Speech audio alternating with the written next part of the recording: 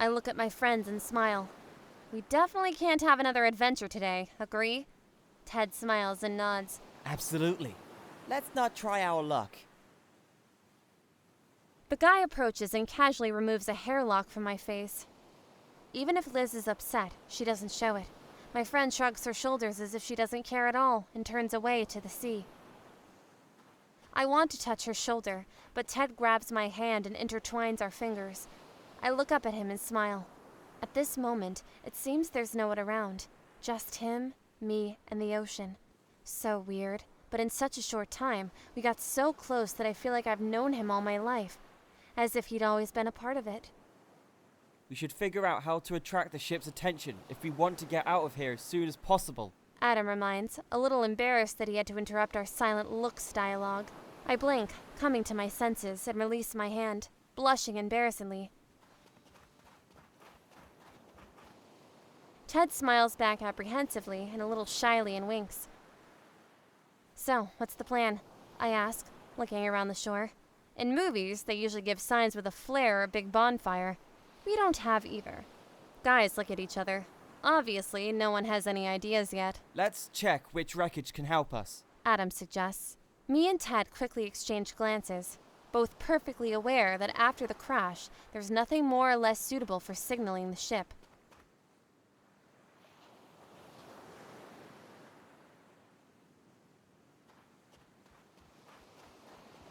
But Ted, with his friend, starts searching rather enthusiastically.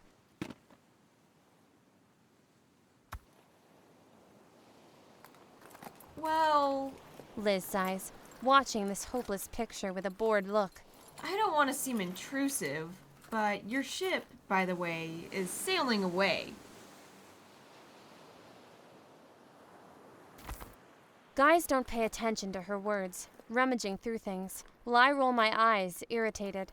It's definitely a test, not only for survival, but also for tolerating my friend's obnoxious character. How did I not notice this before? Or in such situations, only the real essence of a person manifests itself. Who has read Robinson Crusoe? It's like a shipwrecked handbook, isn't it? I laugh nervously, trying to cheer up my friends with my awkward joke. Unfortunately, nobody laughs with me, and then I decide to help guys, not knowing what I'm looking for and whether these actions will be of any use. Liz, meanwhile, sits down on the sand and, with her hand folded on her chest, watches our idle attempts, clearly not going to help. I glance at her with displeasure and thoughtfully look at her red dress, contrasting vividly against the background of the blue sea and yellow sand. It lasts for a few seconds, and then I realize. The friend looks back at me and frowns in bewilderment when my lips stretch in an involuntary smile from the thought that came to my mind. What? Liz exclaims nervously, not yet realizing what I'm up to. Guys, I sing, turning slightly in their direction. Both guys stop what they're doing and look at me. I think I know how to attract attention. My smile is so joyful that they involuntarily smile back. Everyone except Liz. I look expressively at Liz, then at the guys and back at her. Ted grins knowingly. Adam also yesed, but he's more restrained in his emotions. It's not even clear whether he approves my idea or not, but I don't care, because in fact it's the only suitable option for salvation.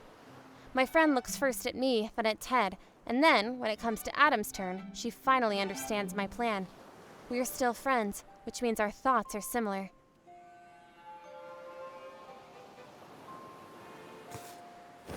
Just try it! Liz practically spits out in a rage, jumping to her feet. We'll just borrow it, I comfort her, taking a step forward. I stand on the ship deck and squeeze the cool railing with my palms until I'm numb.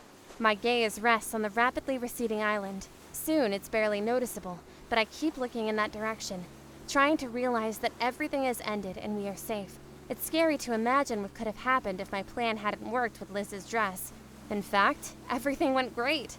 Ted had to strip down to his underwear and give his things to get the angry Liz, and Adam had to climb a palm tree and wave a red piece of cloth, risking falling down every second. But in the end, we did it.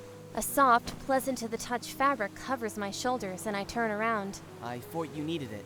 Ted says, lightly putting his arm around my waist and standing next to me. Thanks, I smile. Liz and Adam are not visible on the deck, but it's so nice to know that we are all completely safe, Do you want to go out together when we get back? the guy offers, thoughtfully peering at the horizon while waiting for my answer. Pretending that I thought about this decision very carefully, I finally nod. Why not? If the date will be organized on solid ground and without vehicles, I chuckle. Then I suggest using lower limbs for their intended purpose and just take a walk in the park. Ted laughs softly. I laugh back, leaning my head against his shoulder and pulling the blanket closer around my chest. Great idea. And safe, isn't it?